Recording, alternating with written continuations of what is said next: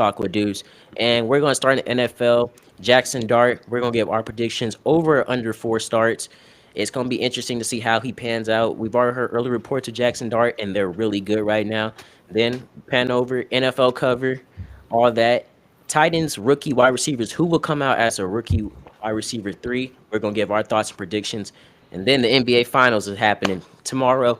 We'll give our opinions, thoughts, predictions, and a look back on the conference NBA championships, what we're on for the Knicks, what we're on for the Timberwolves. Then some special MLB around the league, our top 5 predictions, MLB MVP race, all that good stuff. Plus, we'll give our thoughts and opinions on the FIFA World Cup and the Champions League coming up. But stay tuned for this episode of Inside the Locker Room, and let's get started. New York Giants, they've had an interesting offseason. They got Jackson Dart in the draft in the first round. Not a lot of people expected that. And it's been reports coming out that he's been looking pretty impressive in camp. And I just want to hear y'all's opinion on where do y'all believe or when do y'all think he'll start and where do y'all think he'll start the season on the roster. I've gave my opinions. I think he'll start behind Russell Wilson, eventually make his way up towards mid-season. Giants' schedule is pretty difficult, and I think they're going to use Wilson as a scapegoat, like they do sometimes, and throw Dart in there in the action. But not to mention, don't forget Jameis Winston also has a strong case to be quarterback 1. It'll be an Most of. interesting race, but my opinion, I believe Jackson Dart, can start sometime after midseason. That Giant schedule just looks very difficult to me, and I think they're going to change the quarterbacks Mhm. quite frequently. But I guess Benji, we can start with your opinion. Where do you think Jackson Dart will start the roster on, and when do you think he'll get the starting spot? So I wouldn't be really astounded if he got, the nod towards maybe mid-season, towards maybe the end of the season. We know that Russell wasn't really that healthy last year, which is the whole reason that, they tried it out, Mr. Justin Fields here. But and thank you for the quarterback, Pittsburgh. But anyways, for Jackson Dart, I would have him under 4 starts personally because the Giants are in a position to kind of not throw a rookie quarterback to the Wolves, and that's like a rare opportunity for the Giants and just New York sports in general. So I hope they take that safe route. But yeah, even though he's been kind of cooking with some of the rookies there in camp, like Cam Scadaboo, I think they would be smart to just let him sit most of the season and learn behind 2 veterans at his position already. Adam, I want to know, what do you think about Jackson Dart? Do you think he starts over or under 4 games? I'm also gonna go under 4 games, just because, yeah, I don't. I think they're in the position to not ruin their franchise quarterback or supposed franchise quarterback. Um, sometimes like a quarterback plays so good and looks so good in practice that eventually they force their way onto the field. But as long as Russell Wilson is steering the ship all right, and they do have Jameis Winston, so I think they'll wait as long as possible. I think by the end of the season, I mean, because it is a crazy quarterback class next year, and they could be in position to get a top quarterback as well. So they still need to see what they have with Jackson Dart. So I think it will be. That's why the 4 is an interesting number, but I'll go under 4. What is your take on that, Michael? Yeah, I'm gonna go under 4 as well. Russell Wilson being the starting quarterback there and him being the leader of the ship. I just don't see the Giants starting him early, Jackson Dart early. I think Jackson Dart is gonna be the masterpiece, the future of the Giants. But as far as right now, they're not gonna start him over Russell Wilson. They're gonna let him sit back and watch the veteran leadership between Russell Wilson and Jameis Winston. Now, I don't think they're going to put Jackson Dart over Jameis Winston. And to be honest, I think Jackson Dart will probably be over Jameis Winston. But as far as him starting, I just think the Giants are going to let Russell Wilson, play it out because I think he only has like what 1 year contract with them. Hmm. So so they're probably just going to let him, you know, either finish out this 1 year contract they have and probably release him or they start Jackson Dart midway into the season. So I think it's going to be under 4 games too. Yeah, I mean, it'll be interesting to see because, I don't knock what Jackson Dart did in college. In fact, he did amazing, in my opinion. But yeah, I just think the veteran leadership and like experience that Wilson and Winston have over Dart is going to play a huge factor. But I did note on a recent post that it'll be interesting for me to see more of the Dart Winston race to see who will get QB2, QB3, than the Dart Russell Wilson to see who will get QB1. But with that Hmm. being said, if Dart does win the QB2 position, which I know Jameis Winston will put up a good challenge because I never knocked Jameis Winston out as a quarterback, what he did in Cleveland and what he did for Tampa, in my opinion. But um, Especially what it, he did for New Orleans as well. yeah, I just Yeah. believe that if he is the quarterback, if Dart is the quarterback too, and it's a little early to say that, but if he does end up getting the quarterback two position and Wilson does, and I'm not praying on injury, but if Wilson was to supposedly get hurt, I think Dart could step in and, maybe lead that ship. But it Yeah. for me, I think he plays 5 games. I'm not really too much on the under four. I think he can play 5 games because, like I said before, that Giant schedule is pretty hectic, and I think if Wilson is hurt or if Wilson just isn't performing well, the Giants will look to change quarterbacks. But I believe in Russell Wilson. They signed him. I think he can still make plays with the ball. I really never looked down on him, even from the Seattle days. So I got high hopes for him. But the AFC South, Titans rookie wide receivers, they got three.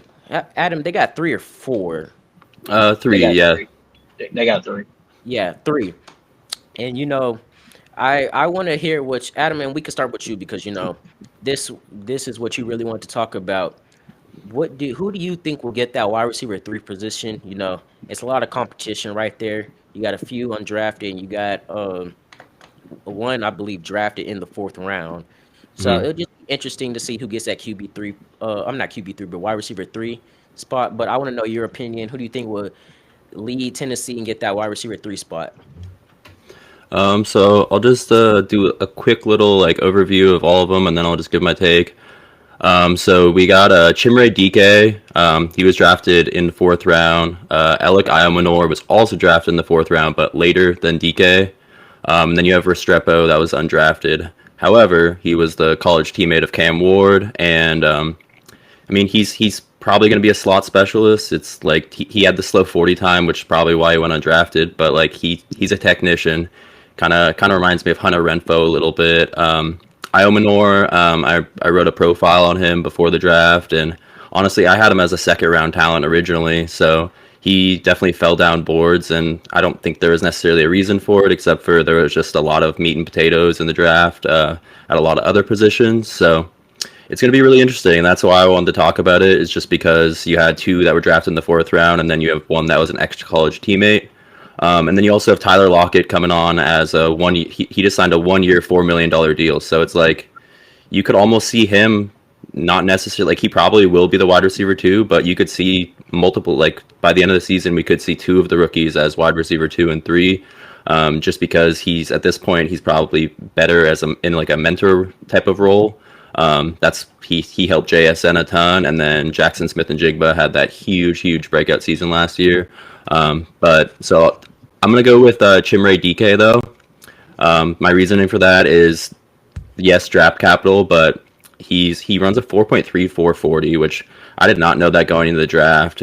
He was a huge sleeper for me. I won't claim that I knew a ton about him before the draft. He has a pretty average vertical and broad jump. It's a 38.5 inch vertical, 128 inch broad jump. But he's kind of that like interesting size at 6'1", 196 pounds. His body type kind of reminds me of like CD Lamb a little bit.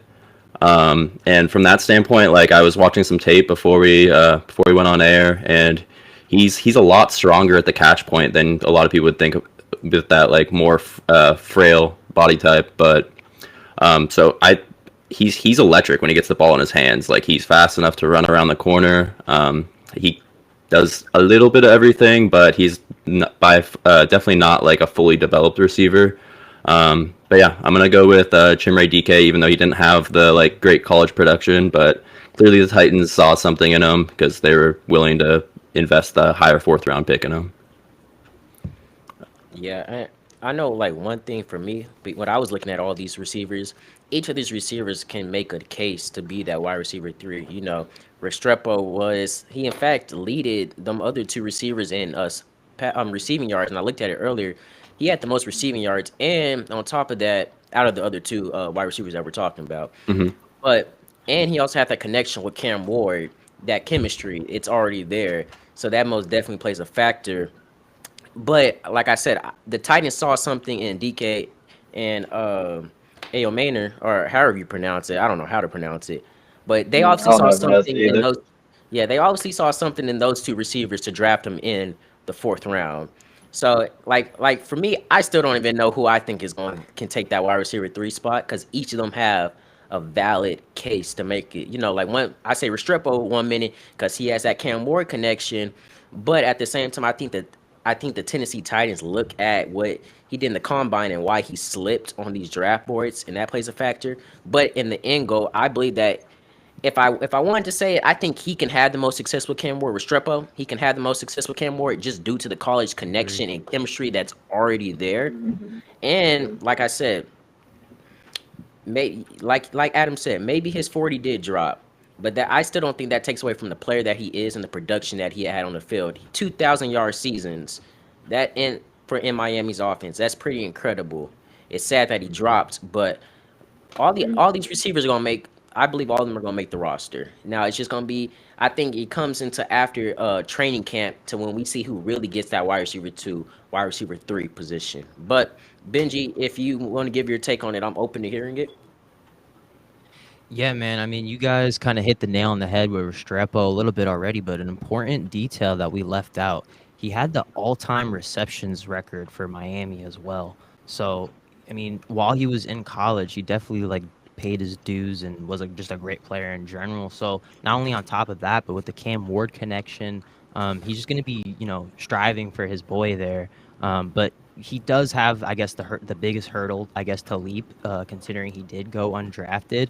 But I think his stats were just really nice in college. He had 1,000 yards last year, or 2,000 or two 1,000 yard seasons, like you said, and then Adam before saying about his 40 time dropping to 4.87, which is a little surprising.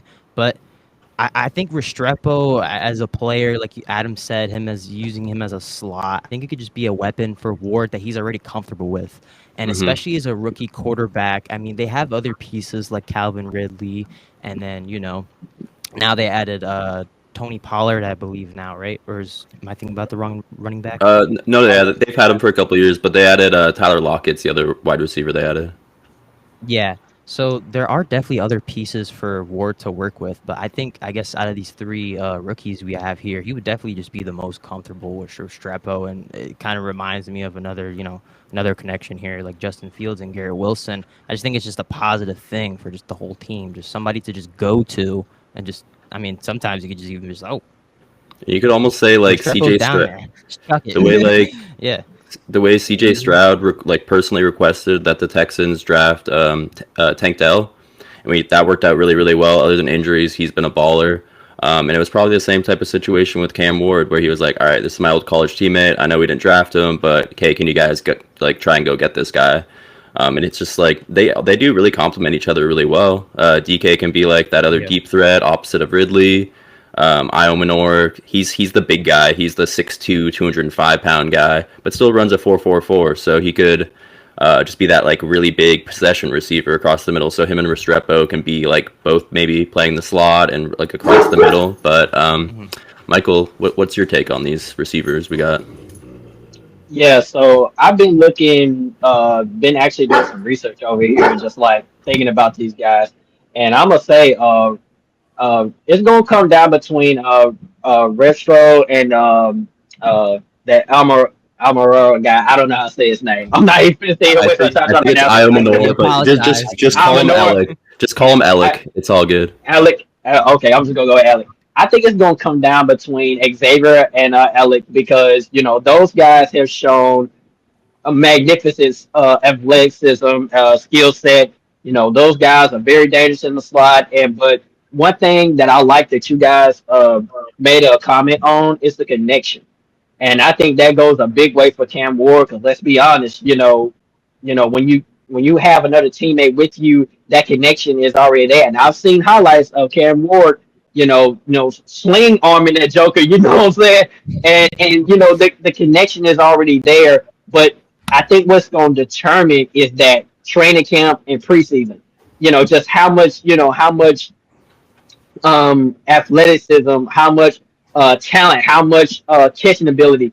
Just what can they do in game to determine that, okay, we can trust you in the slot, because that's what's going to come down to. That's the whole point of preseason.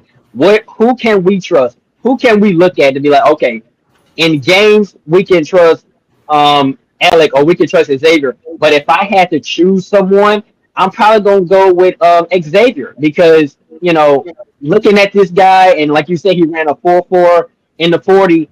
The guy has a very good athletic capability of being a slot wide receiver. I see it in him, and I see the connection, and I think that connection is what's going to make Titans coach see that, okay, there's a connection here. Let's use that. Because if I'm a coach and I see a connection between two players that played on the same college team, am I gonna use that in my advantage? Absolutely. Why wouldn't I? If no one can stop it, let's try it. And if someone, and like I said, they have depth in the slot. Let's say Xavier don't get it. You got Eric. He's also athletic.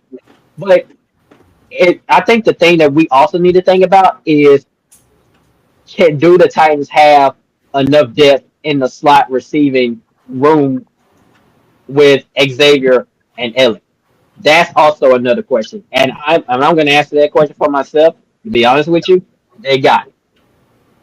Yeah, Both of those guys got it. I mean, and I was looking at Alec, whatever his name is, and like I know that he was second team All ACC, but something that did stand out to me is he had a slight drop off from 2023 to Mm-hmm. 2024, and I was looking at the stats. 2023, 62 receptions, 1,013 yards, 6 TDs, and then Hmm. similar receptions in 2024, 63, but this time his receiving yards dropped to 831 receiving yards and still 6 TDs. So while still productive on making the All ACC, yeah, I think that's just like a little that stood out to me, his little drop off. But I didn't watch too much of Stanford's offense to be real, so I don't It know was what bad. factor. Yeah, I don't know what factors played into it, and It I know, and I got to probably look at their record from last season, but I just know that most definitely played a reason in that in the slight production drop off, but that still doesn't take away from the player that he is. But that being said, I think all three will make a case to be great depth for the Tennessee Titans. If even if they don't become a star, great depth that's needed for the Tennessee Titans alongside the I other think receivers. I think depth is so important when it comes down to especially what the Titans need, which is a slot wide receiver. To me, it's best to have two good slot receivers than just one. Because let's say I don't wish nothing bad on nobody, but let me be honest here. Let's say Xavier gets hurt during training camp, and he'd be out for like a couple of weeks, or during the start of the beginning of the season of the NFL season. Then you can go to Ellick. You can go with him. Like I said, those guys have made the competition for the slot wide receiver room so competitive that it's hard to decide who to go with. Like I said, I think the training camp in the preseason is really going to determine who is the best fit for the Tennessee Titans slot wide receiver position. That's what it's going to come down to, because it's hard enough already as it is to decide. I don't even know much about these guys. I'm going to be honest. I don't know much about these guys, and I can already tell right now I don't know who's going to start. So it's just like it's going to come down to the preseason. It's going to come down to training camp. That's what it's going to determine. Yeah, That's that I makes sense. yeah. And Restrepo's been the one that's looking good. And he's been the one turning heads in training camp. And it's like the 40 time almost, you can almost just throw it away when you're looking at like a slot, especially a small slot. Like Hunter Renfro, I don't know his exact 40 time off the top of my head, but like that dude, it's more about changing direction and just like making the DB go one way as you go the other. And like Hunter Renfro, watching some clips, like that dude can literally, he almost go like falls down onto the ground, like he's so low to the ground. But he had some crazy seasons for the Raiders. So I see Restrepo like it's not like an exact player comp, but like he really does compare to him well. And honestly, like Iomanor, that dude can play on the outside too because he's got the speed and he's got the size. So And he's physical too, not to he's mention. he's real physical. Yeah, He's real exactly. physical. So I Like, mean, you could see Ridley being he's probably going to be like, of course, the one, probably one of the outside receivers, but like it's going to be really interesting who's going to win that other X role between DK, Tyler Lockett, or even Io Manor. And then like I said before, like Io Manor, he's got the size, so like it's cool to have that like smaller bodied guy in the middle and then the bigger guy in the middle, and it's nice to have the versatility of a guy that can play outside or on the inside too. Yeah. All right. yeah. So jumping into our next little topic for all of our, and this gonna be a quick little topic, but for all of our Madden fans, they just released the Madden 26 cover, and Saquon Barkley is our 20 Madden 26 Oh cover. no! Last Sean. year was CMC, and I'm gonna say this. Let me get this out the way. I am proud of Your Saquon Barkley. reaction was priceless, bro. I mean, look, I've always liked Saquon Barkley. I just don't like the Eagles, and Hmm. like as much as I want to buy it, you can see me buy the other like deluxe cover where it's gonna have a different player. I mean, just me, and I'm not trying. I just can't. I can't buy nothing with the Eagles player on it. I just don't like the Eagles. I Mm. respect the franchise. Yeah, I just don't like them. I'm just a serious, passionate Cowboys fan. But like I I said, totally get it. I'm proud of Saquon for getting the cover. I mean, I wish they would have actually like instead of recreating it, like just use the actual, picture. I The mean, jump footage itself, from you say? the actual game Mm. and did it. But I mean, the cover is still Mhm. clean at the end of the day. I mean, I didn't notice how the Jags logo isn't on the helmet, but at the end of the day, Mm. I think, I think it's a really cool cover. I think Madden 26 is going to be actually, for some reason, I think Madden 26 is going to be actually a good game this year. When you hear that Yeah, they're trailer came out partnering, they're today. taking some inspiration from College Football 25. So I think that's most definitely improv for Madden. But I mhm. want to hear y'all's opinions on, Saquon getting the Madden 26 cover, and we can just make it quick so we can jump to our next topic. Yeah, you guys go. Yeah, I'll I'll go go last. really. Yeah, I'll go really quick here. We saw Saquon making some cheesesteaks in Philly. Shout out JF, also from Philly. My boy Justin, Eagles reporter there, and yeah, well deserved for Saquon. He put the team on his back last year. He's all time Eagle already. I already say it. Like he even said, Saquon even came out himself and said, "Don't be surprised if I'm one of those guys that just retires in a couple of years, like just randomly." Because like his accolades just from last year alone are just insanity to me. I mean that I feel like the thing I'll remember most about last season, not just about I guess Saquon's dominance and the whole Super Bowl ring and everything, but I think I'll never forget that run he had against Washington. Like, like Washington was taking like maybe like almost 10 minutes for their drive in like the first quarter, and maybe 10 minutes is a stretch, but it took them a while to get down the field. And as soon as the Eagles get on offense, Saquon just takes it to the house on the very first play on offense. I think that play was just legendary, and also that play of the hurdle, obviously, was legendary, and it couldn't be happier for Saquon, honestly. And I couldn't be happier also that Giants fans have one more thing to remind them of what they lost. You want to go ahead, Michael? Yeah. Um, first and foremost, I've always been a big, huge fan of Saquon Barkley. I've always admired his run game, his ability, his leadership, his desire for the game, and the guy the guy came a long way. The guy was having a lot of hamstring injuries, and now he's a Super Bowl champion. Now he's on the man cover. Like, this just shows you guys that it doesn't matter how low you get in your NFL career, it's never too late to come back up. And I'm so grateful to God that he was able to do the things that he wanted to do when he made it to Philly, made a Super Bowl champion. He was a big impact of that Eagles offense. Like, when there were times the Eagles couldn't even pass the ball at times, and they depend on Saquon Barkley, and he delivered. That I'm so grateful that he's on the man cover. Now, as far as like the image of what they use, I saw the background, the background for, like, well, not the background, the official making of the image. Mm-hmm. I don't think they Yeah. was trying to involve Jacksonville in that post. probably because of probably lawsuit figures or something like that. Because let's be honest, I wouldn't want my team on that cover either. Him jumping over one of our players, like, come on, I don't think they was gonna have put that on there. No way.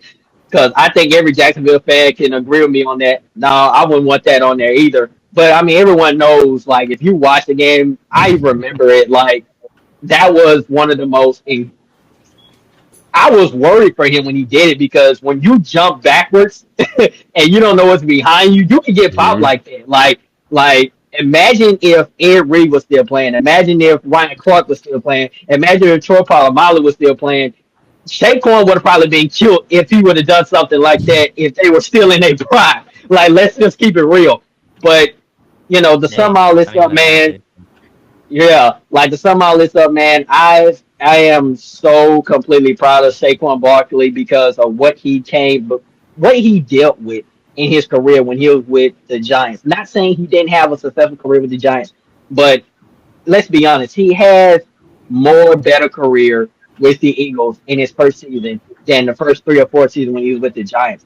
It's all about, where you can go and what team really needs you, the most because I don't think the Giants really they did what they could for Saquon Barkley. Don't get me wrong. But as far as, what was best for him, I think the Eagles him going to the Eagles and only in that first season, him doing what he was able to do, him being a X play factor for the Eagles, it made Philadelphia have a feeling. And Deuce, I'm sorry, I know you don't like the Eagles, bro. I know you don't like the Eagles as a Dallas fan and stuff like that. I completely get it because I feel the same way with the Falcons and really anybody in the NFC South. But like I said, to sum all this up, I'm proud of him. I really hope that God continues to bless him with everything he's done. And I'm so glad that he has not had any hamstring problems because we remember he had hamstring problems back then. But he's come a long way from that. And, it's a magnificent thing for him. And plus, he's a 99 club now. So I'm also proud of him for that. So it's just such a good thing for him, and I'm so proud of him. And Saquon, if you're watching this, bro, keep doing what you're doing. I'm proud of you, bro, and I hope that Philadelphia continue to use you like they did in that Super Bowl run. I'll keep it short and sweet. First of all, it's great for the Commanders because we know the Madden curse is real. It like more often than not, there's some major injury. It happened to Um, CMC last year. the last time the Eagles had someone on the Madden cover was Donovan McNabb, and he tore his ACL the following Mm. season. So, congrats to the Commanders, division winning in 2025. No, I'm just kidding. But like history, that's what history shows. It like it's a real curse, at least, yeah, based off the numbers. The only other thing Look at Tom is. Brady. Yes, I mean there's definitely exceptions. There's definitely Yeah. exceptions, and I hope I don't. I'm not Yeah, praying. I'm not hoping for injury for Saquon.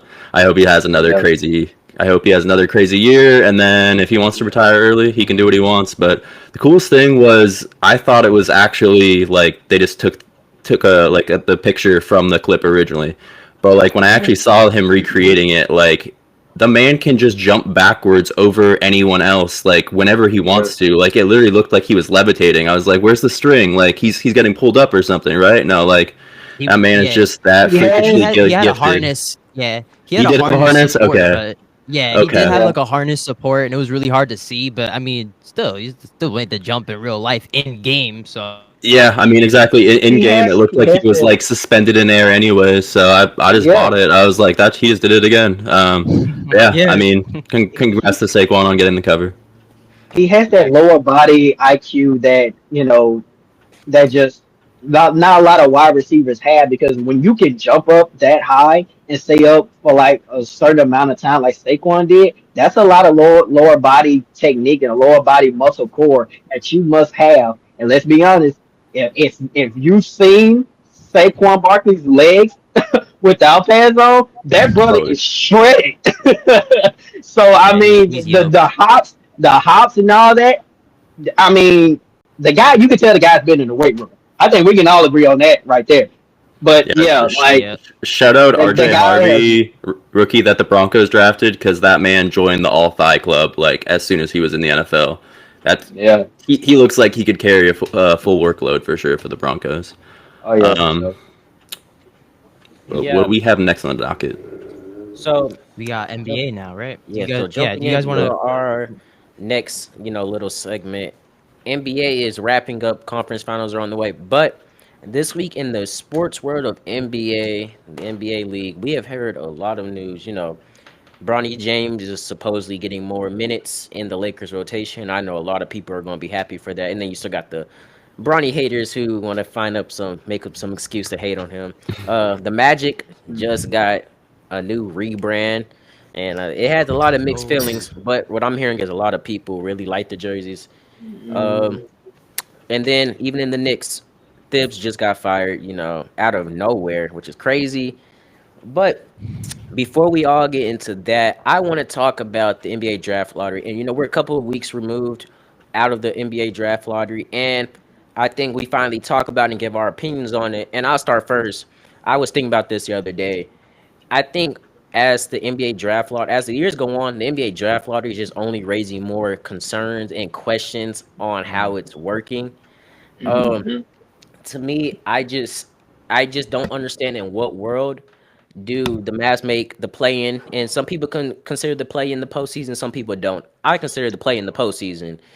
So to me, it's just how can you make the play in, but then get the first pick? So the NBA draft lottery most definitely has raised some questions, and I was looking at this. This is similar, in my opinion, to the 1985 situation with the New York Knicks and how they got Patrick Ewing. That raised a lot of conspiracies.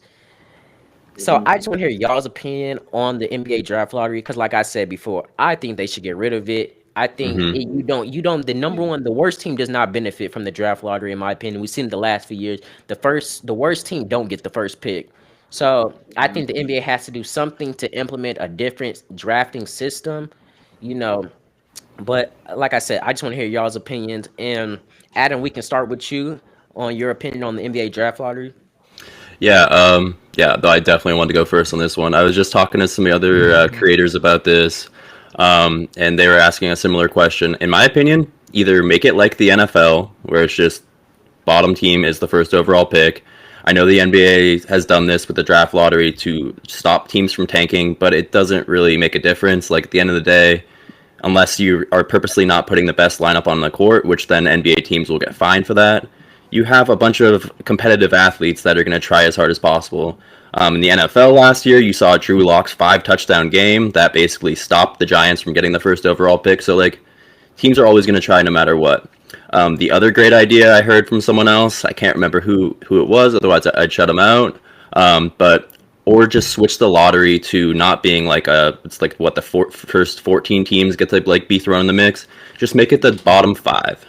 If it's just the bottom 5, then the percentages would be much more equal in a sense. mhm. Of course, the first overall team would still have a better chance, but then at that point, you don't have the bottom 3 teams ending up with the 7th, 8th, ninth overall pick. So from that standpoint, I just think it would make it way more fair. But Michael, what are your thoughts on that? Yeah. Honestly, I really don't understand. I never really liked the draft lottery for years. I never really been a fan of it because it just never made sense to me. Like the worst teams only have like a 25% chance of getting a top lottery pick, and that's Like, not that's yeah, that's yeah, that's not like technically fair to me. I've said this, and me and my dad have talked about this before. The NBA should just be like the NFL, honestly. Like the worst team should get the first pick, and the second worst team should get the second pick. Mhm. I just feel like that's a much better order, and them doing this draft lottery and stuff like that because, like now I'm looking at this as like one is manipulation, right? Two is competitive disparity, um, and two and crazy. It's a it's a ridiculous lottery system. It's it's just fully ridiculous, and I hate it because not only that, I'm such a guy when I want to see the worst teams get the best pick. And honestly, I don't know who had the worst. I think it was Utah. It was Utah, I believe. It was I think it was Utah. Jazz, Hornets are right there. Yeah, yeah. 76ers. I think Charlotte and the Jazz should have got the first two picks, in my opinion. Or like Benji said, they should just do the top five, or in my opinion, do the top 10. But I'm gonna be honest here, I don't like it. It's manipulation for other teams that you know. And I actually did some research on this, and I actually this makes a lot of sense. A lot of teams might intentionally lose games to improve their lottery chances and potentially undermining the integrity of the league's competitive balance. That is sad to me Mhm. because a lot of teams have to force themselves to lose games in order to get the first pick, and then when they find out that, oh man, we don't get the first pick, somebody else way that's way better than us have better record get it. Why are we? Why it just seems like it's just a waste of time. And I'm gonna be honest, the NBA lottery is a waste of time. Let's go back to how the NFL do it. Just completely simple. Worst team get it, then the next worst team get it, and you just go on from there. I just think it's much more simpler how the NFL. Now I'm not saying the NBA has to be the NFL, but I'm just saying it makes more sense to do it how the NFL does it than to do this all NBA lottery type stuff, and it's just ridiculous. Benji. Yeah, I think. Yeah, I think Cooper Flag's gonna be like, consider assuming that the Dallas Mavericks keep the number one pick, and I'm sure they do. But Cooper Flag's definitely gonna be insanely lucky to be learning from Kyrie Irving and well, Luka's not on the team anymore. Anthony Davis now. So where he lands first to Dallas will be, it's interesting too because he's actually almost the same age as LeBron when he came into the league. Saw that this morning. But yeah, you guys hit it on you guys hit the nail on the head yet again with this already. So I don't have much to add in terms of what they should do. But yeah, going back to what Adam said about the NFL order having it bottom five, even either of those options are better than the lottery. We're seeing teams with lower percentage lower percentage chances to get the pick. And I also thought Charlotte, like Michael said, I think they also really deserved it. I honestly feel like the Hornets have gotten robbed for like the past like 5 years of a good draft lottery pick, and they do have Lamelo, but Exactly. Charlotte is just they haven't done anything in maybe who knows how long. So that was They just don't. also surprising to see. Well, And I feel like even if Philadelphia had the number one pick, it would even had been out of this world because they needed that too. what's I the point of mean, having a lottery and all these percentages if you're just gonna have the thing that shouldn't happen percentage wise or like but they always pick like you had Patrick Ewing like starting this whole like the lottery is rigged thing way back when like and it just has continued and continued and continued like you had the Mavericks at 1.7% getting it's like I didn't think the lottery was rigged until I had a lot of people make some really really eloquent points to me and then at that point, like, I really do think it's rigged at this point. Like, I think they're literally just, like, picking who is going to It's a be the best for the NBA or best for viewership. it's yeah, a waste of time.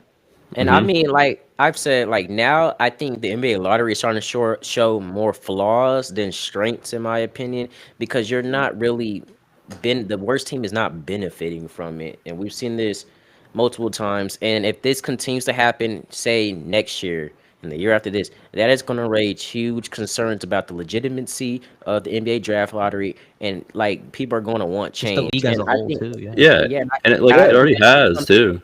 And I think that's just something that Exactly. Adam Silver just needs to look into. Like, hey, because our worst teams are not benefiting from it, and then now they're about to be. I honestly don't think the Jazz are going to be good next year, opposed to them possibly have been better if they had Cooper Flag.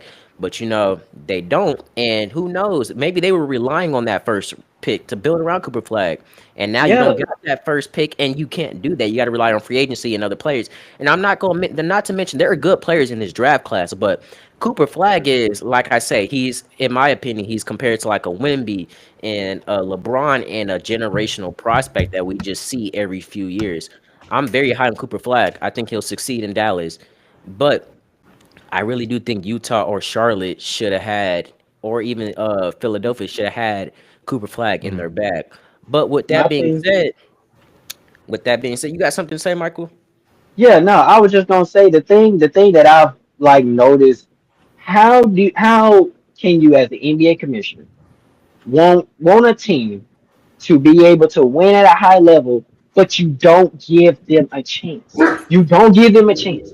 How can Utah, how could Charlotte build around the star players, some of the star players they already have? Like we said with LaMelo and Charlotte. How can Charlotte build around LaMelo if they don't get the chance? That's what I'm saying. I don't understand this NBA lottery because, that's like, with Charlotte, Philadelphia. Philadelphia at first they didn't really need anything, but now they're starting to they need to regroup their roster. But I think the two teams they need the most is Charlotte and Utah. Hmm. But my thing is, like I There's too said, many coincidences. right, Like as a Luca commissioner, gets traded, they give the first overall pick to them. The Cavs got it right. in like back-to-back years when they And needed it. it really Patrick just it Ewing, just like he like was a it New raises York a lot of native. red flags. That's what I'm It's saying. It all makes red no flags. sense. It makes no sense. Dallas, they already have like skilled players. And be honest with you, I think Cooper Flag should go to more.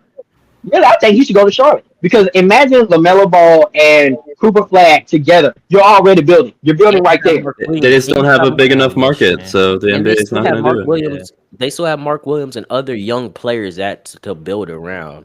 So Exactly. these Mhm. teams Brandon have Miller, yeah. yeah. I So feel like the lowest teams are being overlooked, and the NBA lottery is starting to show that. The lowest franchise teams are being overlooked because they're not being looked at as a potential threat in the company and in the NBA lottery is starting to show that. And like we all just said, it's starting to be rigged. Well, no, take that back. It's already rigged. It's starting to show that, and it's not fair to them. It's not fair to the people in Charlotte. It's not fair to the people in Utah. You want to build a better team. Give the teams that don't have any kind of potential starting or potential big wise on them. Give them the first two picks. Then go from there. That's all I'm saying. Let's just call it fair. Let's give the teams that don't have anything. Give them that. yeah, and so look, I'm gonna give my little final take before we jump into this next little topic. I'm really starting to believe that the NBA only cares about their bigger markets, Yep. their bigger market Yep. franchises, New York, Yep. LA, Boston, Dallas, Hmm. in opposed to their smaller markets. Because I see this even in media posts. These smaller market teams are not getting enough coverage. Because let's be real, the pace and we know we're gonna talk about the Pacers Thunder later. The Pacers Thunder Hmm. final matchup could be getting way more media attention than it is. We've seen other teams in the past, like the Celtics Warriors series, for instance, a few years back, get so much media attention. So I'm gonna just leave it at this. I think the NBA needs to start focusing on their smaller market teams and start showing them the same love as these bigger market teams because it's a 30 team league. I mean, you got to give it just because you one of these markets brings in more revenue. You got to care about all your smaller markets too. The smaller markets are the ones that are really coming to play, that are really showing that they want to win. They want the national spotlight. OKC proved that they were a smaller market team, and they proved that they can fit in the spotlight. The Indiana Pacers have proved that they can fit in the spotlight. So, like I said, I think next year, and maybe this gets changed, hopefully. But I want to see these generational prospects go to these smaller market teams to really make a 100%. so these smaller market teams can make a name for Hmm. themselves because they've already proved Right. they can do it. But Yep. into our next topic, Bronny James, was on a two-way contract, G League, NBA, and he was drafted in the second round. A lot of people criticized him, saying that he shouldn't even have even been drafted. But he went to the G League. He did phenomenal.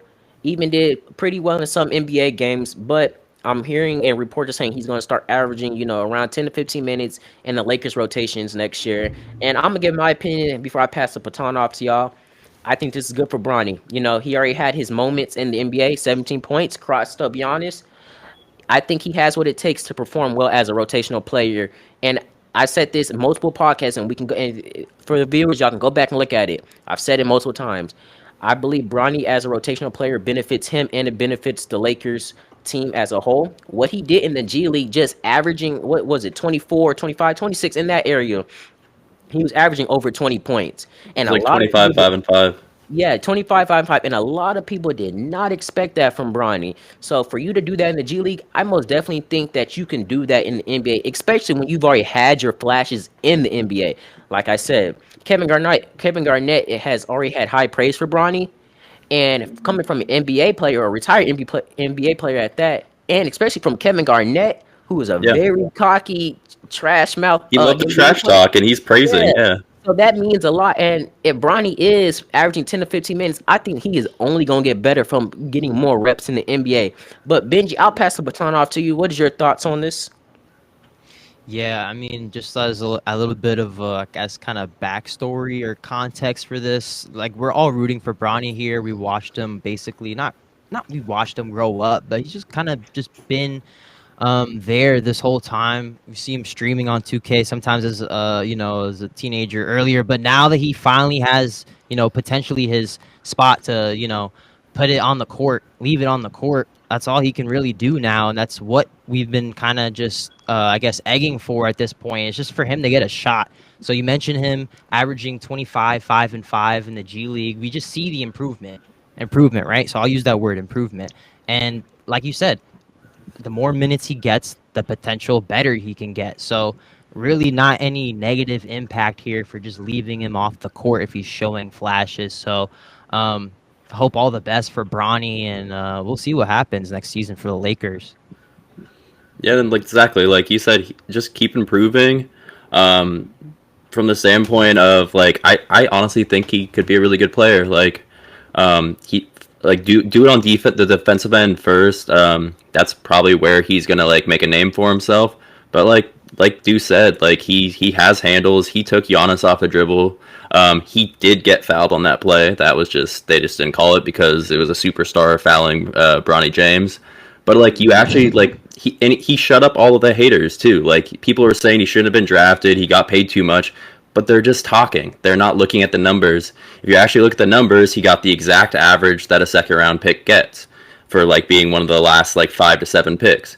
And on top of that, he's been better than I think every single second round pick. There might be one or two that actually had like a slightly better season, but like you're talking about people that were drafted like 20, 30 slots ahead of him, and he's shown out and he's shown that he's a better player. And I think that he's a streaky 3-point shooter maybe at this point, but I think once the consistent minutes come, I think he's going to be a good player. I don't think he's ever going to be a superstar, but I think he can be. We'll say I'll compare him to like a Nickeil Alexander-Walker on Minnesota, where I think he can be like a very good 3-point shooter, and I think he can be like a very good role player for the Lakers or whichever team he ends up playing for most of his career. Yeah, we got to respect the journey that Bronny had in college as well. You know, the health issues that he had and came back from. So wishing all the best. Yeah. I'm gonna say this, and I'm gonna keep it as brief as possible. To all the critics, to all the sports analysts, Stephen A, for example, Ruh-roh. I'm gonna say this, and I hope that they're watching this. What do you have to say about Bronny now? Bottom line, what do you have to say about Bronny now? Because didn't I say on the previous podcast, and y'all and all our inside locker room people, y'all go back and watch it on this one. But didn't I just say that it does not matter how many games he played in college, he still has potential to be a star player in the NBA. And look what he did in the G League. Look what he has grown to a specific level, and also he's doing it for himself. He's not doing it for his dad. That's another thing. Everybody just kept saying, "Oh, he's on the NBA because of his dad." His dad, of course, had something to do with him being drafted. First of all, let's not sit here and talk like he ain't had potential when he was in college.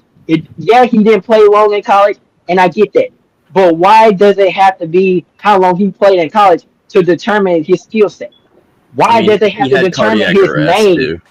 Right. Why does it have to determine that James as his last name to figure that his dad is the reason? That's like with Shador and Shiloh Sanders going to the NFL. Those guys are going to shine. These are people's kids that you're talking about. It's not like they don't have potential. I can care less of their last name. That's basically saying like if I was Michael Jordan's son, people would have criticized me like, oh, you're on the NBA because your dad was an NBA legend. What does his legacy have to do with my skill set right now? Yeah, he was a legend. Hmm. Yeah, LeBron is Hall of Famer. But Bronny had potential. And now look at him. Killed in the G League, right? Came to the NBA. Crossed up Giannis, right? Bro, the young brother has potential. The young brother has potential. I don't want to hear nobody else say anything about it. The only thing I want to see people say, I want to see apologies because y'all stay talking down on Bernie Day like was not going to last long in the NBA. And Deuce, you can agree with me on this because you're a Lakers fan. Did people always consider disagreeing and talking down on Bernie like he didn't have a chance? Yes, they did. And now people are starting to see that he's growing as a player, and now people are starting to take things back like, oh man, I was kind of wrong about him. You want to know why y'all was wrong? Because y'all compared him to his dad, and y'all compared him to how many games he played in college. Y'all are starting to see that it's not about how long you play in college. It really determines how much maturity and how much training that you're willing to put in the game, how much dedication you have into the game. And Bronny has showed I got dedication, I got vision, I got skill, and my dad ain't got nothing to do with me. This is all me. I'm me. And that's what he's showing. And Bronny, if you're listening to this, bro, continue doing what you're doing, young bro. Like real talk. Keep doing what you're doing. I'm proud of you, bro. Whether anybody don't, but I'm here on Inside the Locker Room and Michael Sports Talk, I'm proud of you. Keep doing what you're doing, bro. Don't worry about anybody else. And I'm gonna leave it like that. On to the Yeah, next so topic. I think we can all collectively agree. Bronny's had a lot of criticism. He's proved all these haters wrong, and I think it's only a uphill from here. I really don't see him regressing. I think just the more minutes, more opportunities you get in the NBA only makes you better. And I most definitely believe that he can be a great role player. There's been amazing role players I can count off the top of my head. One of the role player that I like right now, Alex Caruso. What he did with the Mhm. Lakers squad in 2020 and what he's doing with the Thunder right now. He's been an all around good role player, a good defensive role player. I most definitely think Bronny can just be like another Caruso, a great role player for the team. Yeah. Not your star player, but somebody that that is impactful when on the court. But with that being said, Orlando Magic have just unveiled new jerseys yesterday. We got a mix of like current and a mix of throwback. And I Mm, just want to hear y'all's quick opinions on it. For me, I made a post this morning about it, saying my opinions on it. And I really like this for the Magic. It shows like a new era for this Pablo Bencera era, all of them. I think this shows a new era for the Magic. And overall, I'm just a fan of like how they combine the retro and the more modern look. I could say they could do a little bit more on the logo, but nowadays NBA logos are getting more uh, less minimalist. They're getting more minimalist, less Mm. details in all of them. But I think they have had the Orlando Magic had a better, uniform unveiling, a better uniform and rebrand than the Cavs and Jazz, for instance. mm. I like what they did with their jerseys. But I just want to hear y'all's quick opinions on that. If Benji, you want I to Um, like it. I, or Adam, Yeah, it I'll go doesn't really really matter. quick. that's yeah. Yeah, Go I'll ahead. say it really quick. It just reminded me of the Penny Hardaway Shaq days, and those are really fun to look back on. Just a Mm. basketball enthusiast. I actually owned a pair of Penny Hardaways back in the day, but yeah, the pinstripes are making a return, and you mentioned the logos kind of getting more minimalistic. I think the entire league needs to take notes in terms of like their uniforms, and we see kind of like the Connect uniforms with the Knicks, kind of paying homage to the little older uniforms. But yeah, I like them. They're clean. What do you guys think of them? I like them. I like it. You know what I'm saying? That's all I got. It's a step in the right direction for their brand. It's a Orlando Magic. like Dude just said, it's a new vision for their program, and I'm with it. You know what I'm saying?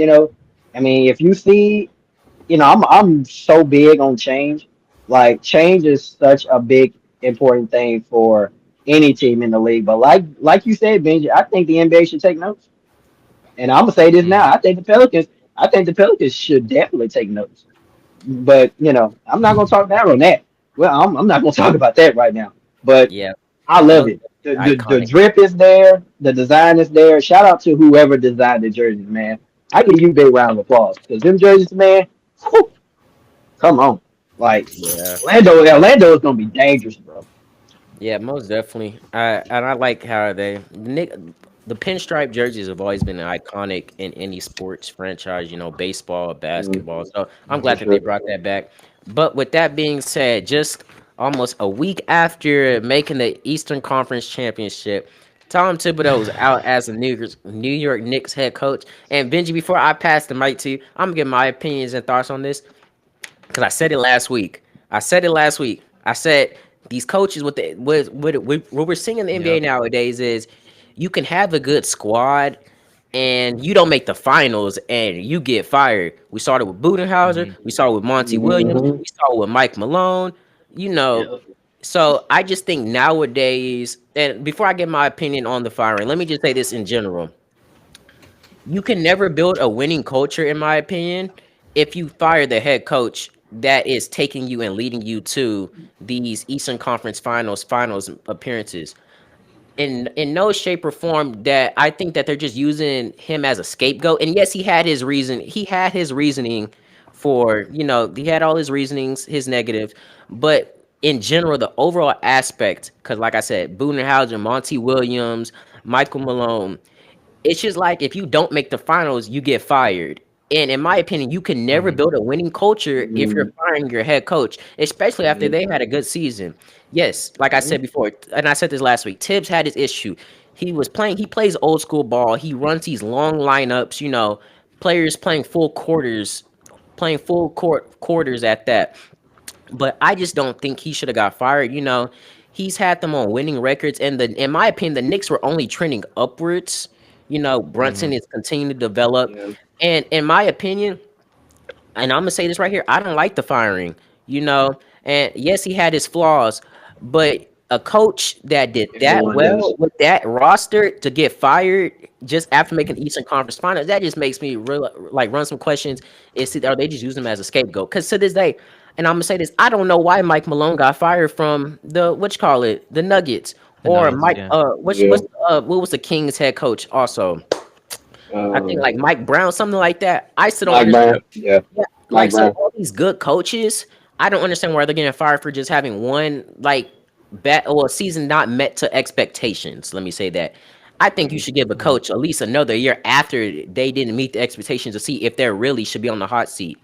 But with Yeah. that being said, is there questions that Mike Malone could possibly go to New York? He's, in my opinion, the best coaching candidate out there on the market right now. And I think he'd be a perfect fit with New York. New York already got their roster built. If they keep it intact over the offseason and Mike Malone steps in, hey, maybe he can be the next coach for the New York Knicks. But Benji, I want to hear your opinion on this because I know Knicks fan, you got a lot to say.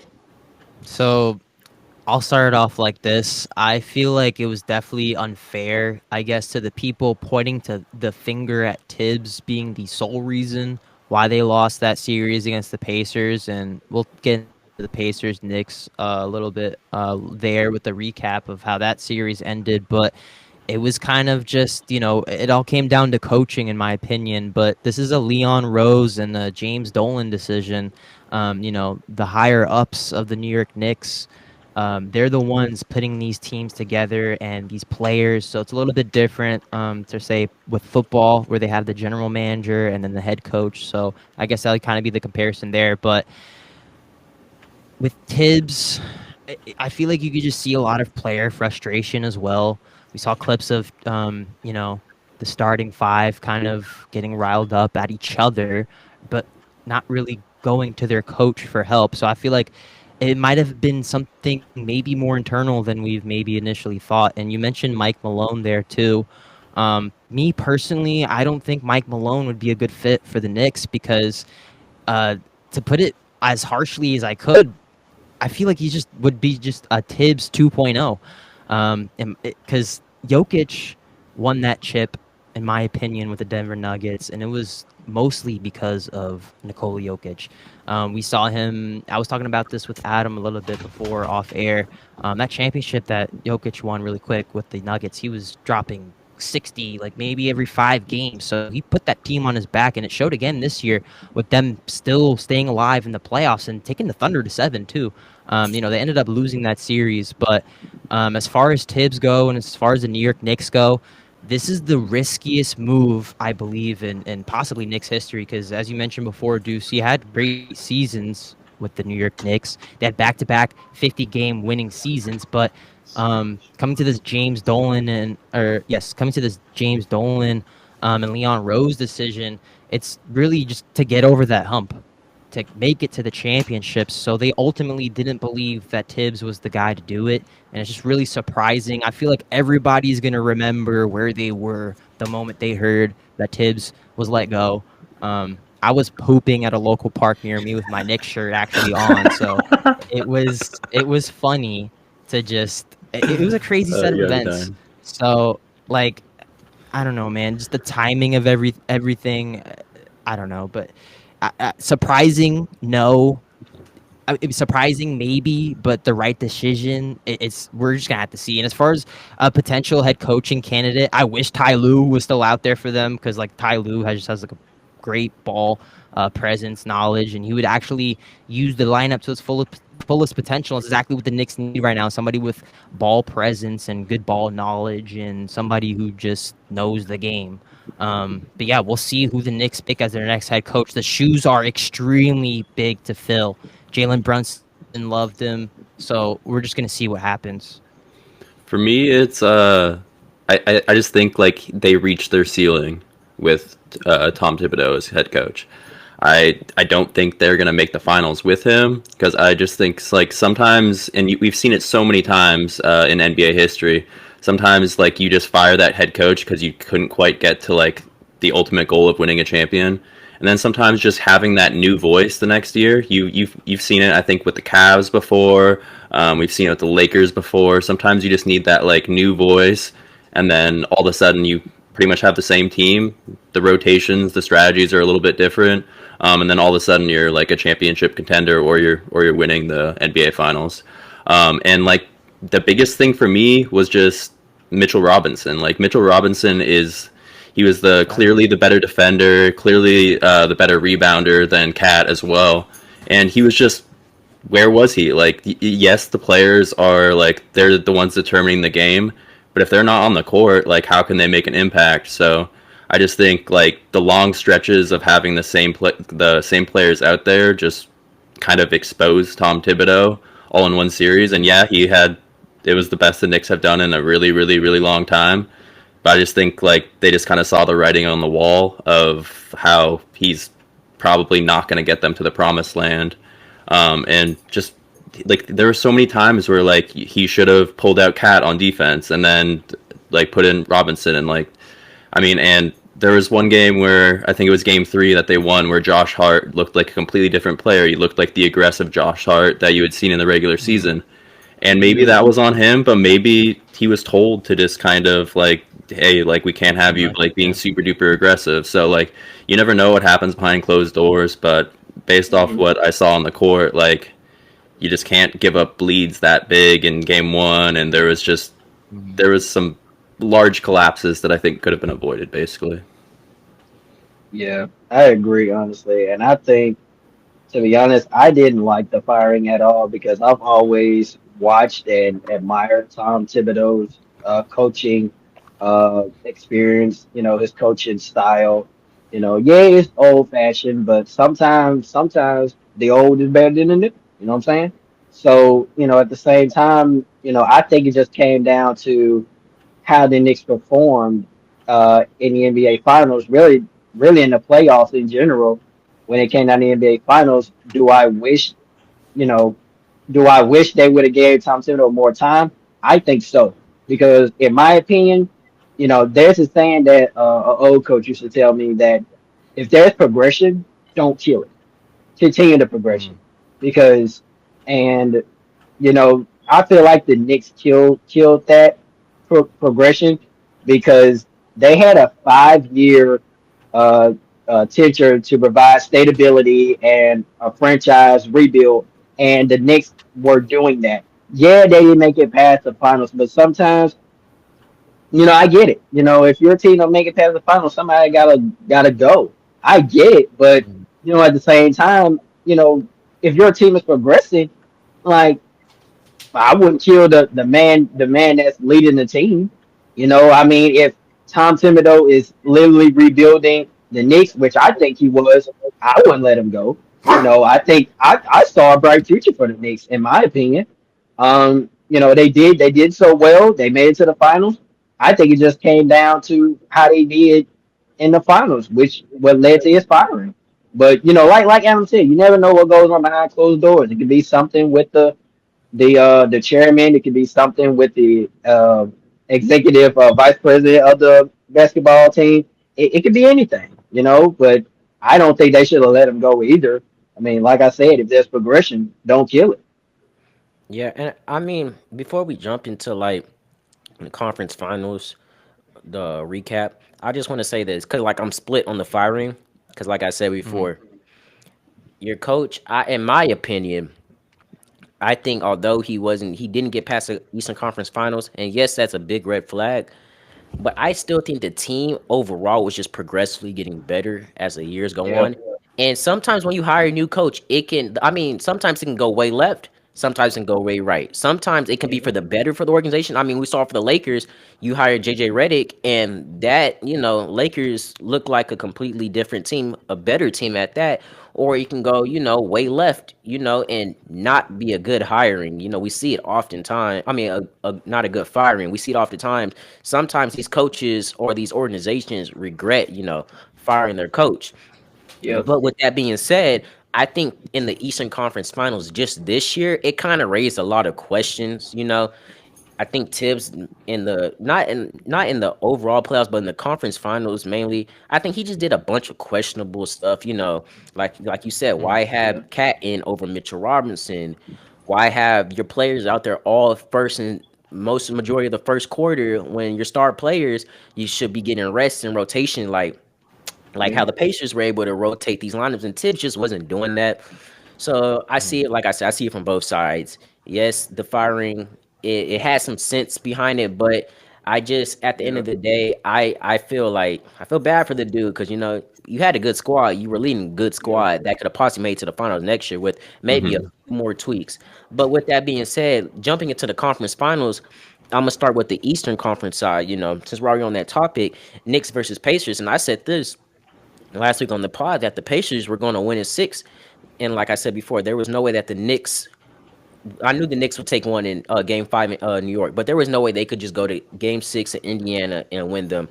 I think Indiana just knew how to just play better, in my opinion. They ran the Mhm. lineups better Mhm. opposed to Tibbs. Constantly rotating their guys. And like Indiana's bench compare and Benji, I said this last week. Indiana's bench compared to New York just didn't match up. McBride, you expect better from him, and he didn't do that well. Just that's just one Yeah. player, for instance, on the bench. Mhm. So, like I said before, I think the Pacers just really ran that offense and defense to perfection.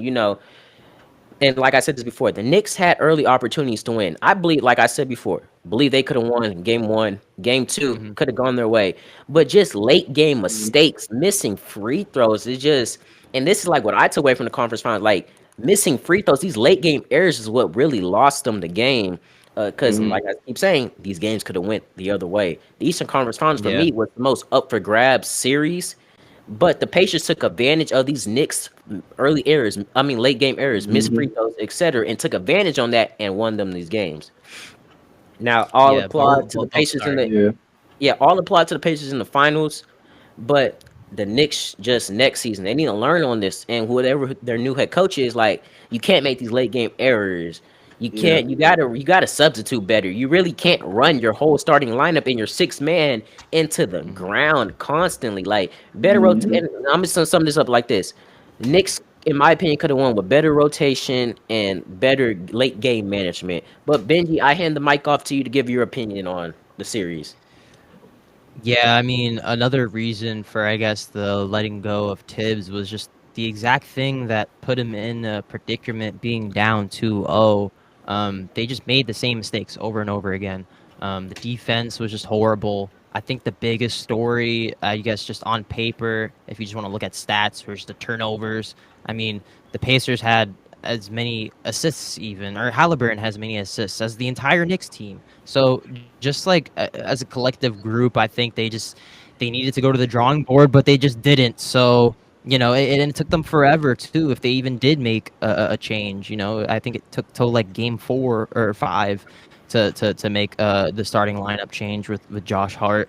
And another thing with Josh Hart, in my opinion, he said that you mentioned we mentioned before with Josh Hart, and Deuce McBride and other pieces that were normally on the bench or normally I guess sort of flip flop being in the lineup or not.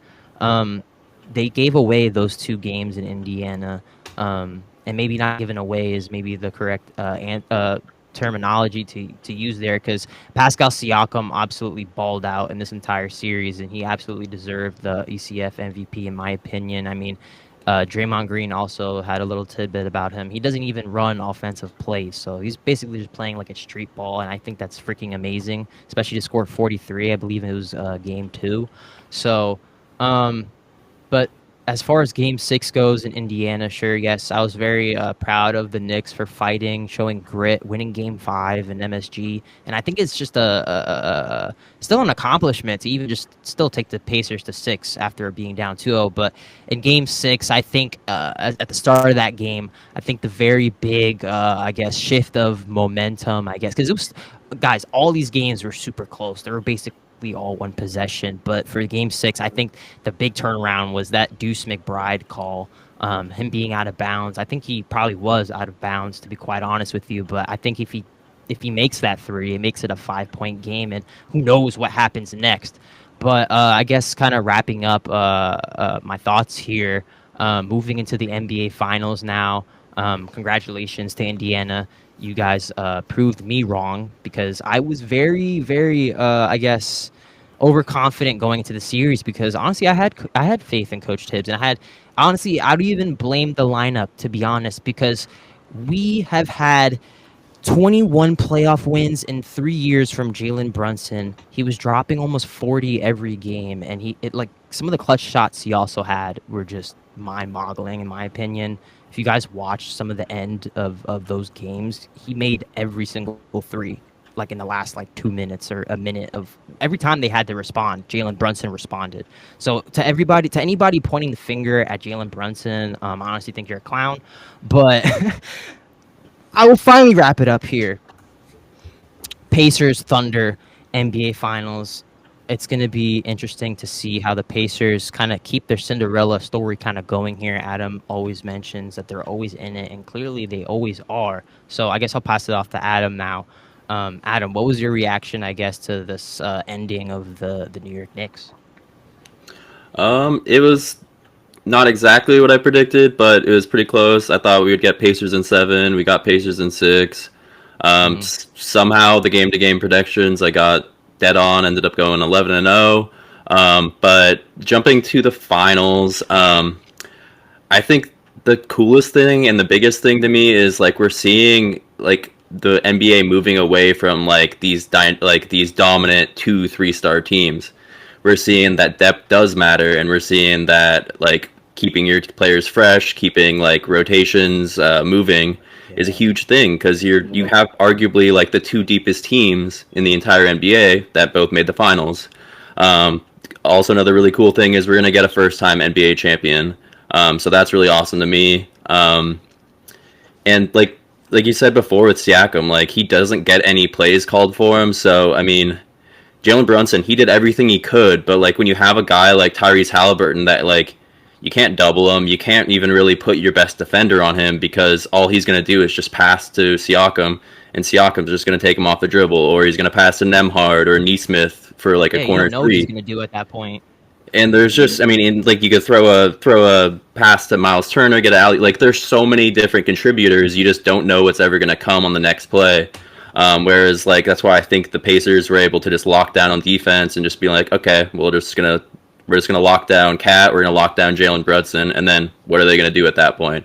Or you can even like take the standpoint of, okay, let Jalen Brunson get his 30-40, as long as no one else gets it like in the over 20, basically. Hey, we're gonna win the game. It's like it's a numbers game at the end of the day. Like you have to find a way to get over 100 points to win most games. Nowadays, it's probably close to like 110, 120.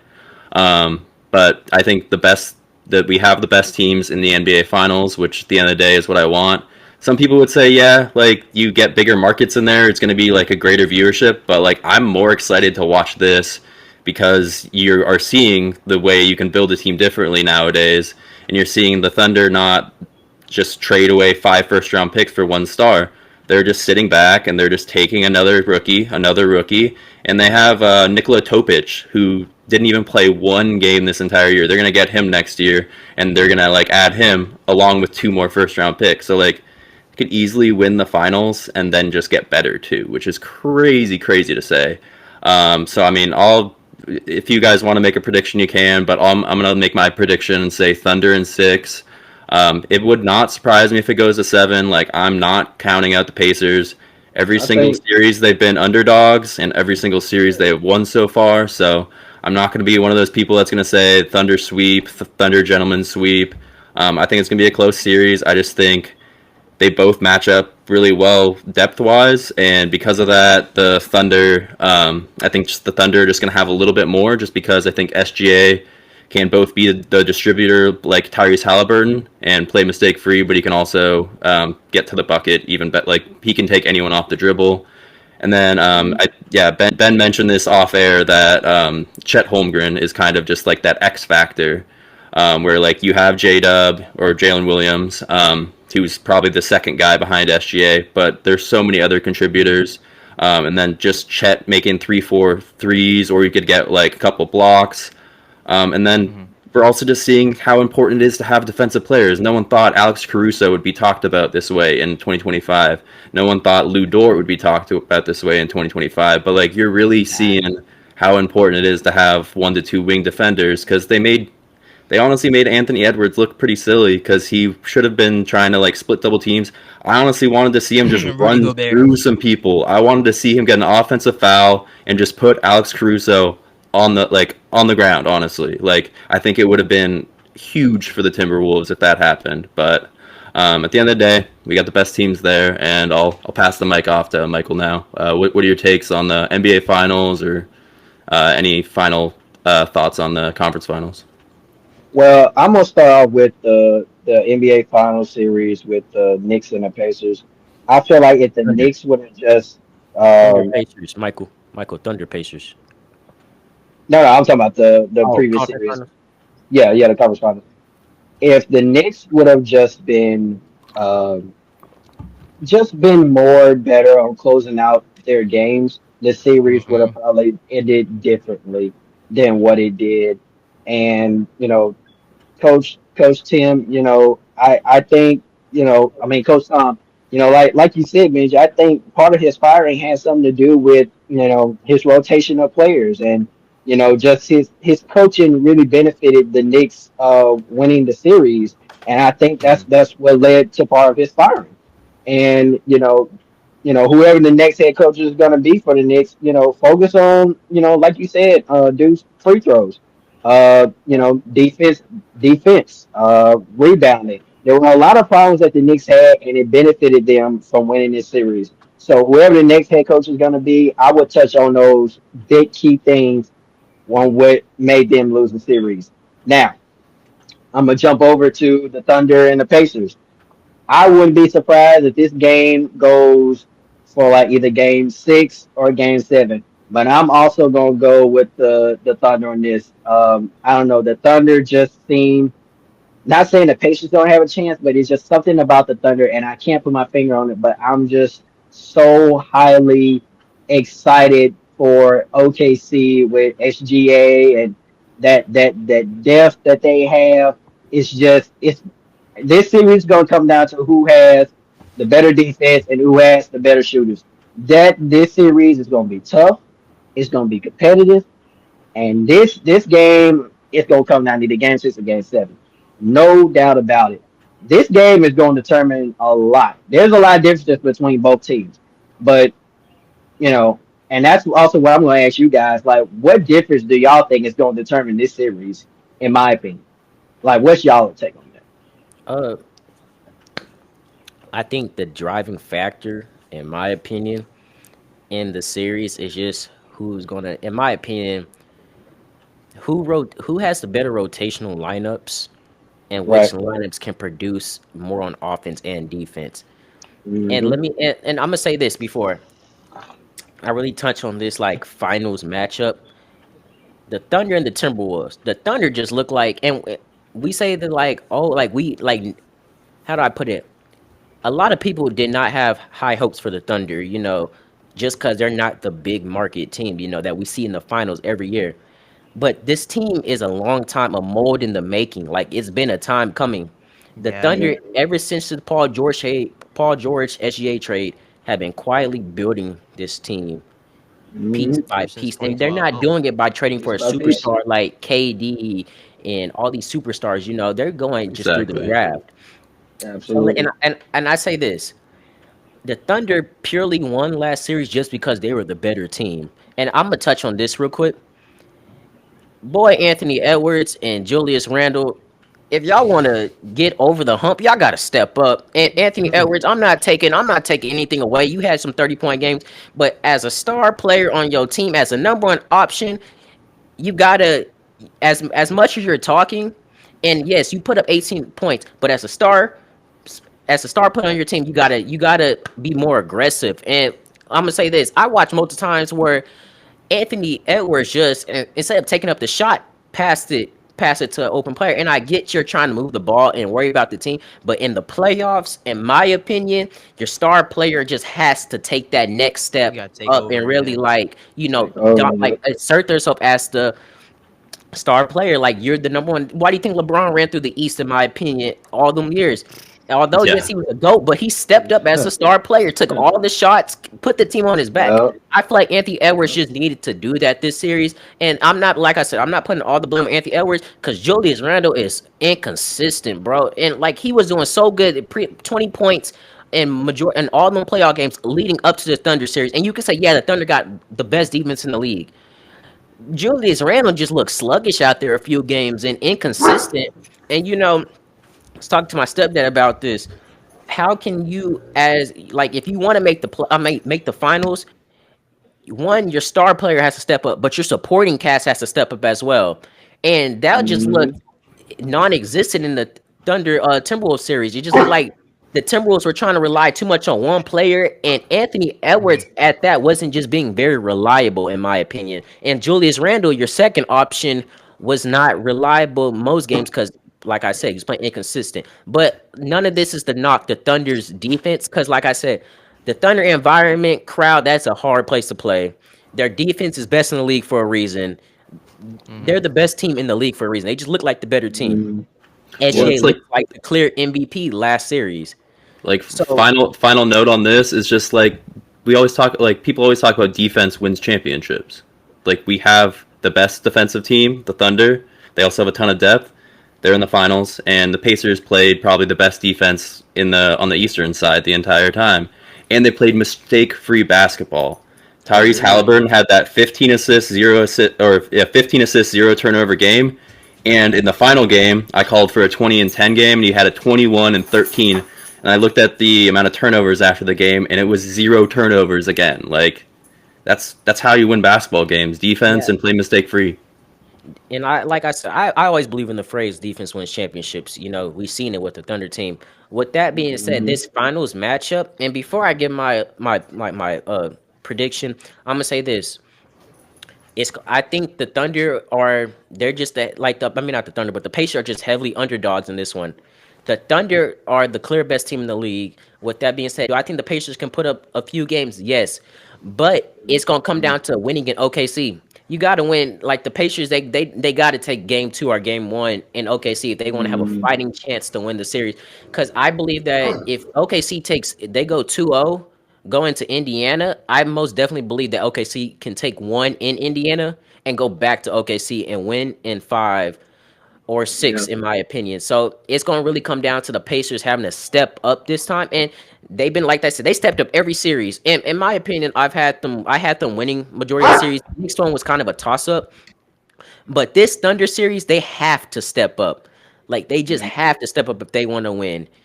And in my opinion, it's just when I say step up in terms of sense, playing on the same level as the Thunder. You know, Pacers already run their rotations pretty well. All their players, Mhm. Siakam, Halliburton, Turner, all these players play their part really well. But just my thing that if the Pacers want to win, they got to step up. But with that being said, I think that just this time the Thunder are just a clear better team. I like I said before, that Thunder crowd and environment is different. It's the best in the league for a reason. The Thunder Yeah. have the best defense in the league, and I think that's going to be a heavily factor in containing Tyrese Halliburton because Tyrese Halliburton plays like a traditional point guard, whether people want to admit it or not. And I think that defense is going to be kind of a lot in finding open players, getting open shots, Mhm. and we saw that a lot last series. So it'll just be interesting to say. But with that being said, I have the Thunder winning in 5 or 6. Not cut on 5 or 6 yet. If Indiana gets one and OKC, then I have them winning in 6. But I just think right now I don't see the Thunder sweeping the Pacers. I think the Pacers are at least too well of a team to get swept.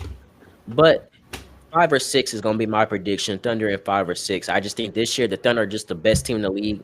They remind me of the 2022 Boston Celtics. When they played the Warriors, or not the 2020 Boston Celtics. That's my fault. Last year's Boston Celtics, I believe, that won the NBA championship. That just looked like the clear best team.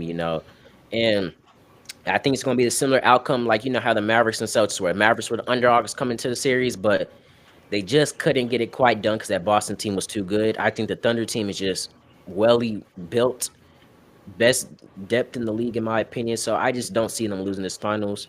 With that being said, also I'm glad to see this finals. You get two small markets. You get to see, in my opinion, some real genuine hoops outside of all the superstar names.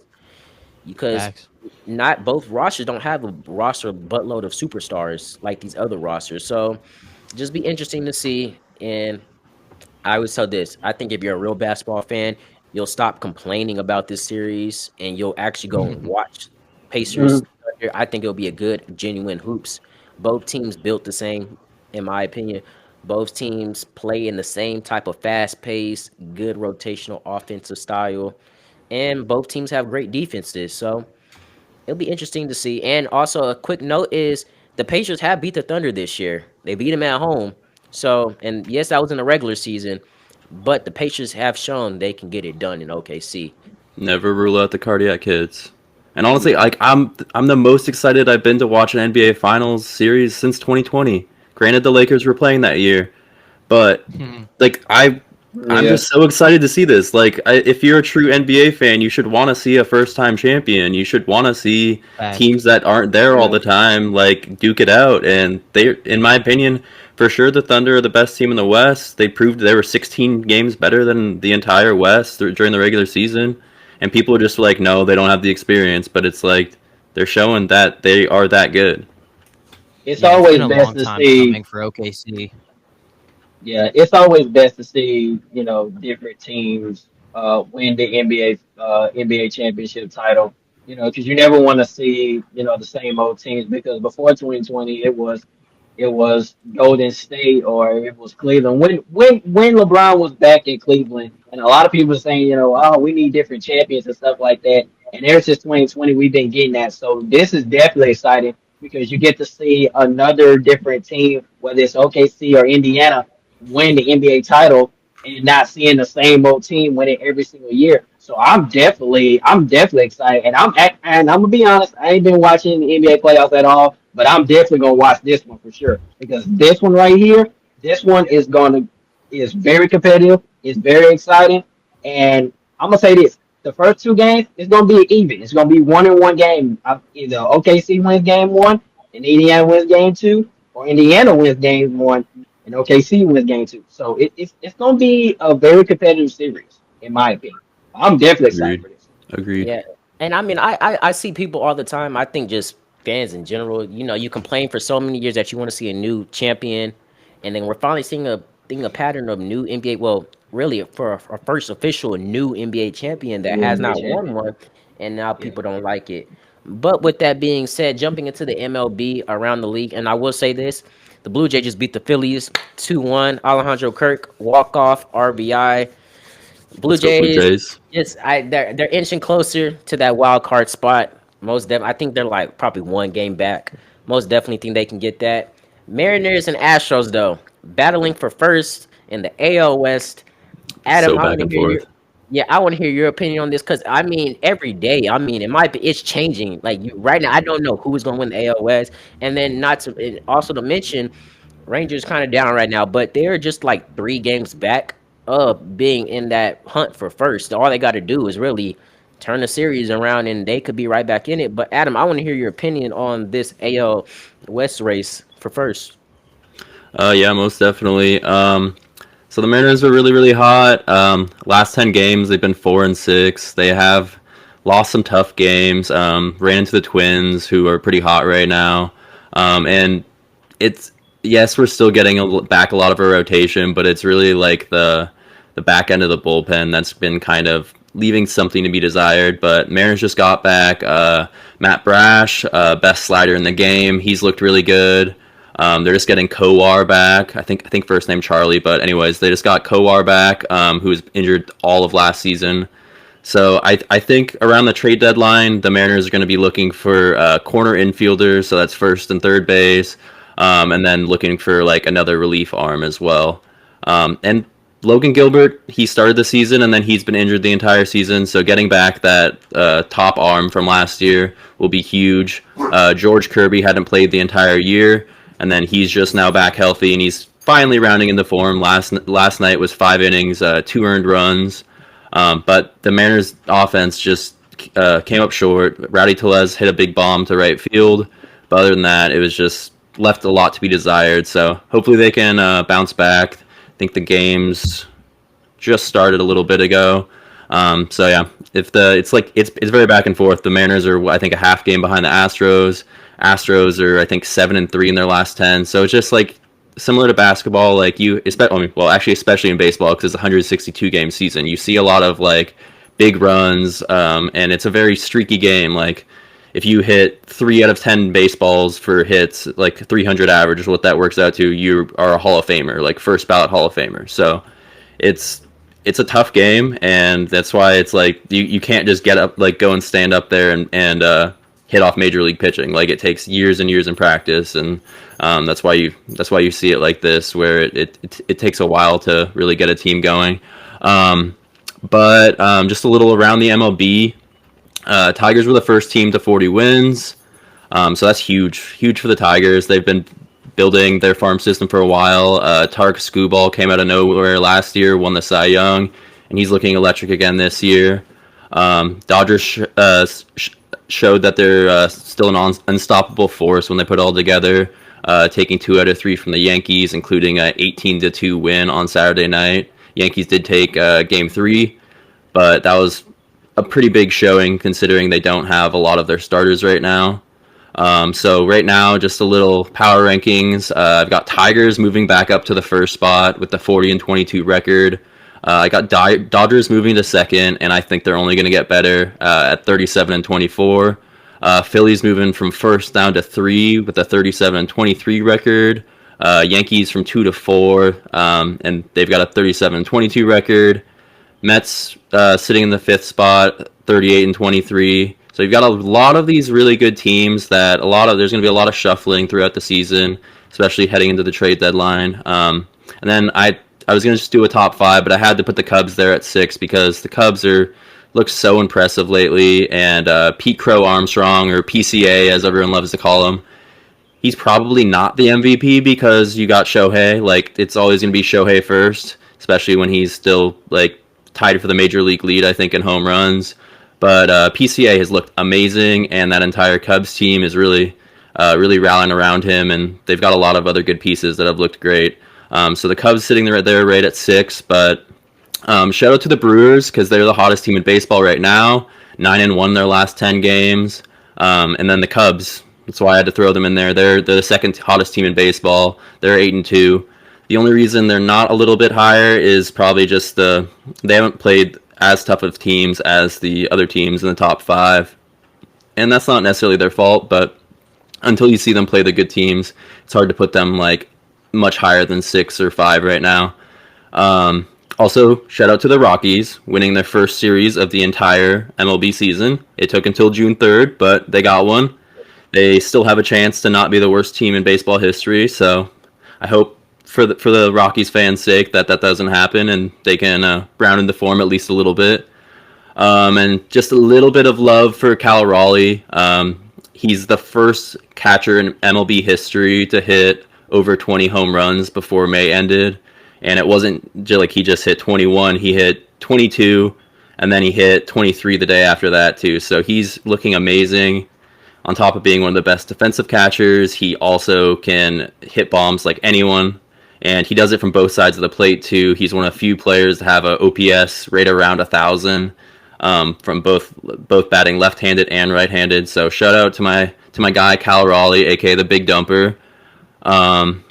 But yeah, that's what I got for baseball right now. If anyone wants to add anything, or we can move into a little soccer talk.